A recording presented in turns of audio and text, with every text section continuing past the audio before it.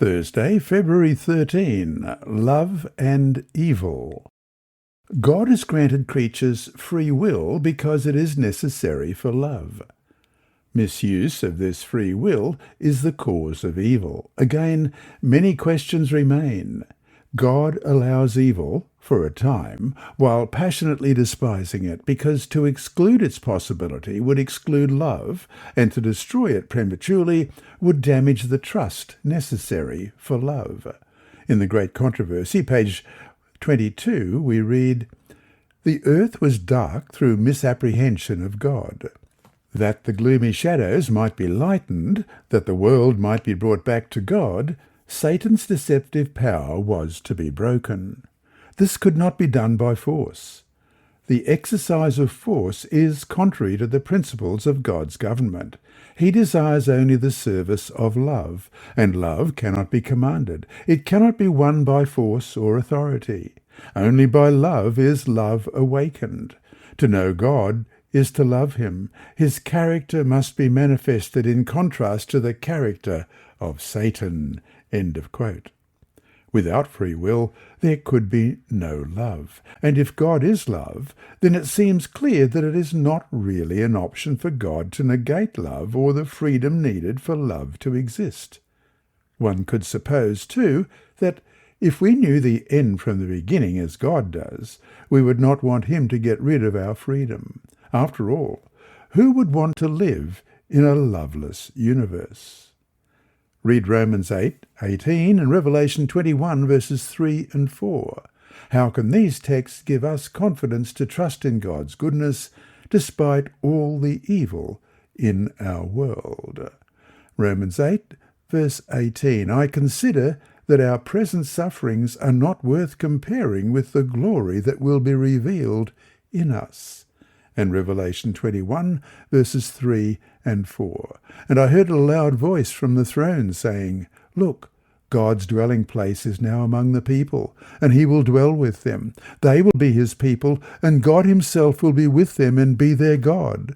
He will wipe every tear from their eyes. There will be no more death, or mourning, or crying, or pain, for the old order of things has passed away.'" Even when we cannot see through the darkness, God can see the end from the beginning.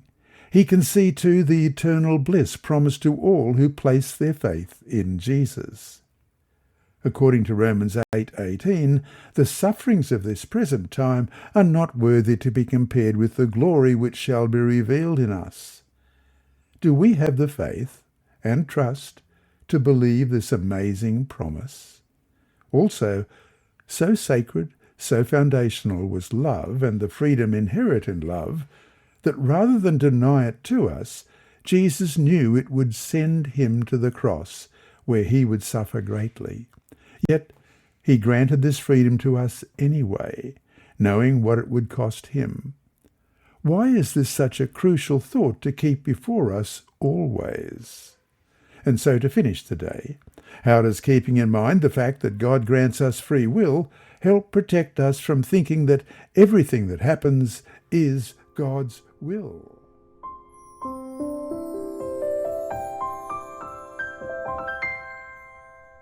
Thursday, February 13. Love and Evil. In all ages, God's appointed witnesses have exposed themselves to reproach and persecution for the truth's sake. Joseph was maligned and persecuted because he preserved his virtue and integrity. David, the chosen messenger of God, was hunted like a beast of prey by his enemies. Daniel was cast into a den of lions because he was true to his allegiance to heaven. Job was deprived of his worldly possessions and so afflicted in body that he was abhorred by his relatives and friends. Yet he maintained his integrity. Paul was imprisoned, beaten with rods, stoned, and finally put to death because he was a faithful messenger for God to the Gentiles. These examples of human steadfastness bear witness to the faithfulness of God's promises, of his abiding presence and sustaining grace. They testify to the power of faith to withstand the powers of the world.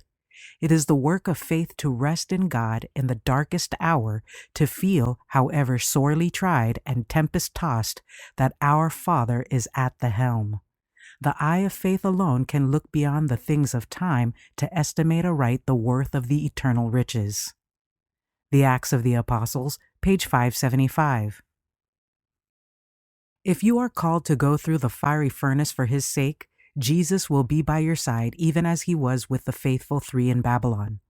Those who love their Redeemer will rejoice at every opportunity of sharing with him humiliation and reproach. The love they bear their Lord makes suffering for his sake sweet. In all ages, Satan has persecuted the people of God. He has tortured them and put them to death, but in dying, they became conquerors. They revealed in their steadfast faith a mightier one than Satan. Satan could torture and kill the body, but he could not touch the life that was hid with Christ in God. They could look beyond the gloom to the glory, saying, I reckon that the sufferings of this present time are not worthy to be compared with the glory which shall be revealed in us. Romans chapter 8, verse 18. Thoughts from the Mount of Blessing, page 30. Will man take hold of divine power and with determination and perseverance resist Satan as Christ has given him example in his conflict with the foe in the wilderness of temptation? God cannot save man against his will from the power of Satan's artifices. Man must work with his human power, aided by the divine power of Christ, to resist and to conquer at any cost to himself.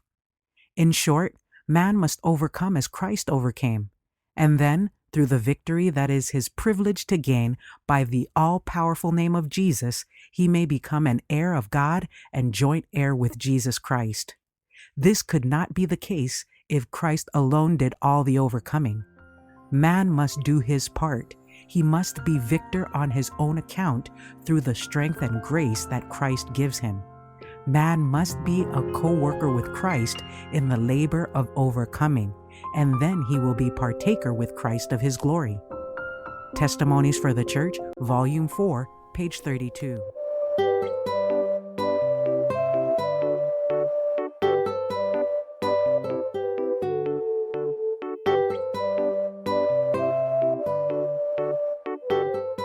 And remember, God is always faithful.